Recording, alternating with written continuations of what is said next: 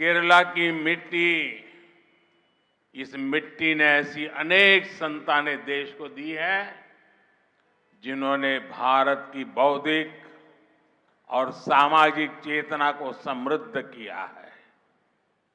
केरला की बेटियां ने भारत की आजादी, संस्कृति और संविधान के निर्माण में महत्वपूर्ण भूमिका निभाई है।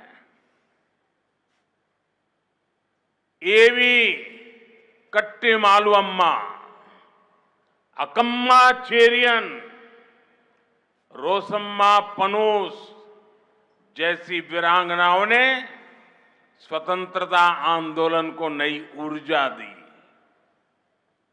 केरला की कात्यायनी अम्मा और भागीरथी अम्मा ने देश को दिखाया कि सीखने की कोई आयु नहीं होती। आदिवासी कलाकार नांजी अम्मा ने को उनकी अद्भुत कला के लिए नेशनल अवार्ड देना, इसका सौभाग्य भी हमें मिला। पीटी उषा जी हो, अंजू बॉबी जॉर्ज हो, ये पूरे देश की बेटियों के लिए बहुत बड़ी प्रेरणा है। दुर्भाग्य से आजादी के बाद लेफ्ट कांग्रेस की सरकारों ने, एलडीएफ, यूडीएफ की सरकारों ने नारी शक्ति को कमजोर माना। लोकसभा और विधानसभा में महिलाओं को रिजर्वेशन देने वाला कानून बरसों तक लटकाए रखा, लेकिन मोदी ने आप सभी बहनों को आपका हक देने की गारंटी दी थी और उस गारंटी को पूरा करके दिखाया। नारी शक्ति वंदन अधिनियम अब कानून बन चुका है। आपको याद होगा, जब तक देश में लेफ्ट और कांग्रेस के गठबंधन की सरकारें थी, तब तक मुस्लिम बहनें ट्रिपल तलाक से परेशान थी। मोदी ने मुस्लिम बहनों को ट्रिपल तलाक से मुक्ति देने की गारंटी दी थी और उसे ईमानदारी से पूरा भी करके दिखाया। बीजेपी के नेतृत्व वाली एनडीए सरकार के लिए 4 जातियां सर्वोपरि है। जब देश के गरीब, देश के युवा, देश के किसान और देश की महिलाओं का विकास होगा, तभी देश का विकास होगा। इसलिए बीजेपी सरकार की योजनाओं का बड़ा लाभ इन 4 जातियों को सबसे ज्यादा मिला है। लेफ्ट कांग्रेस के लंबे शासनकाल में नारी शक्ति अनेक बेसिक सुविधाओं से वंचित थी। मोदी ने बहनों की समस्याओं को दूर करने की गारंटी दी थी और आपके आशीर्वाद से उन्हें पूरा भी किया। आप देख रहे हैं कि बीते वर्षों में दुनिया में कैसे कैसे संकट आए हैं। कोरोना हो, सूडान का संकट हो, यूक्रेन का संकट हो, गाजा का संकट हो, बड़े बड़े संकट हमने देखे हैं। कितना ही बड़ा संकट क्यों ना हो, बीजेपी सरकार ने अपने लोगों को सुरक्षित बाहर निकाला है।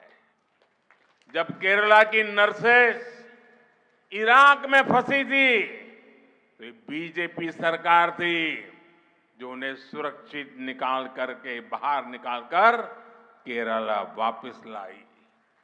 कल्पना कीजिए कि अगर दिल्ली में लेफ्ट कांग्रेस की कमजोर सरकार होती तो हमारी इन बेटियों का क्या होता।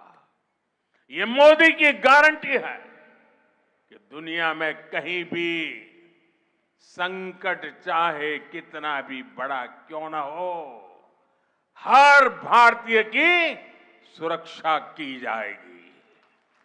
കേരളത്തിലെ എൻ്റെ അമ്മമാരെ സഹോദരിമാരെ, കേരളത്തിലെ അമ്മമാരുടെ നിരവധി പുത്രന്മാർ, അവരുടെ കുട്ടികൾ ലോകത്തിൻ്റെ വിവിധ ഭാഗങ്ങളിൽ അവർ ജോലി തേടി വിദ്യാഭ്യാസത്തിന് വേണ്ടിയിട്ട് പോകുന്നവരായിട്ടുണ്ട്. നിങ്ങൾ കണ്ടിട്ടുണ്ടാവും, കഴിഞ്ഞ വർഷങ്ങളിൽ ലോകം നിരവധി സങ്കീർണമായിട്ടുള്ള പ്രശ്നങ്ങളിലൂടെയാണ് കടന്നുപോയിട്ടുള്ളത്. അത് കൊറോണയാകട്ടെ, സുഡാനിലെ സംഘർഷമാകട്ടെ, യുക്രൈനിലെ സംഘർഷമാകട്ടെ, ഗാസയിലെ സംഘർഷമാകട്ടെ, അങ്ങനെയുള്ള നിരവധി സംഘർഷങ്ങൾ, നിരവധി പ്രശ്നങ്ങൾ നമ്മൾ കണ്ടു. പക്ഷേ അതുപോലെയുള്ള പ്രശ്നങ്ങൾ എത്ര വലുതാണെങ്കിലും ശരി, ഭാരതീയ ജനതാ പാർട്ടിയുടെ നേതൃത്വത്തിലുള്ള സർക്കാർ ഈ രാജ്യത്തെ ജനങ്ങളെ സുരക്ഷിതമായിട്ട് അവിടെ നിന്ന് നമ്മുടെ നാട്ടിലേക്ക് കൊണ്ടുവന്നു. കേരളത്തിലെ നഴ്സുമാരായിട്ടുള്ള സഹോദരിമാർ ഇറാഖിൽ കുടുങ്ങിപ്പോയപ്പോൾ അന്ന് അവരെ സുരക്ഷിതമായി കൊണ്ടുവന്ന് കേരളത്തിലേക്ക് തിരിച്ചെത്തിച്ചത് അത് ഭാരതീയ ജനതാ പാർട്ടിയുടെ നേതൃത്വത്തിലുള്ള സർക്കാരാണ്. നിങ്ങളൊന്ന് ആലോചിച്ചു നോക്കൂ, കേന്ദ്രത്തിൽ ആ കാലത്ത് ഭരണം നടത്തിയിരുന്നത് ഇടതുപക്ഷ കോൺഗ്രസിന്റെയും ഇടതുപക്ഷത്തിന്റെയും ദുർബല സർക്കാരായിരുന്നുവെങ്കിൽ എന്താകുമായിരുന്നു സ്ഥിതി?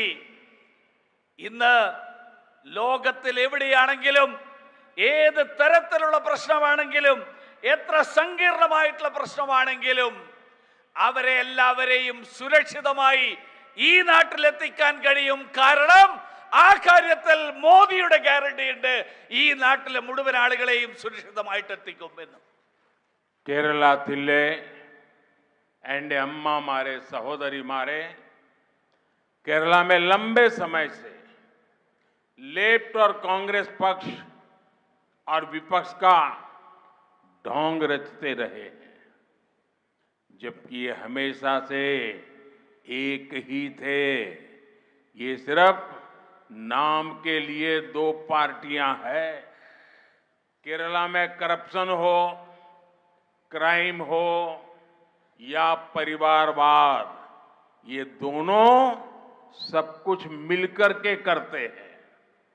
अब इंडी गठबंधन बनाकर इन्होंने घोषणा कर दी कि इनकी विचारधारा और इनकी नीतियों में कोई अंतर नहीं है। अब केरला की जनता को भी साफ पता चला है कि केरला का विकास अगर कोई कर सकता है तो वो बीजेपी है, एनडीए है। लेफ्ट कांग्रेस गठबंधन यानी इंडी अलायंस को केरला में भी बीजेपी ही हराए। केंद्र की बीजेपी सरकार का मंत्र राज्य के विकास से देश के विकास का है। आज देश में चौड़ी सड़कें बन रही हैं, आधुनिक रेलवे, आधुनिक एयरपोर्ट बन रहे हैं, लेकिन इंडी गठबंधन की सरकार सिर्फ और सिर्फ मोदी विरोध के कारण यहां काम होने नहीं देती। इंडी गठबंधन यहां केरला में लूट की खुली छूट चाहता है।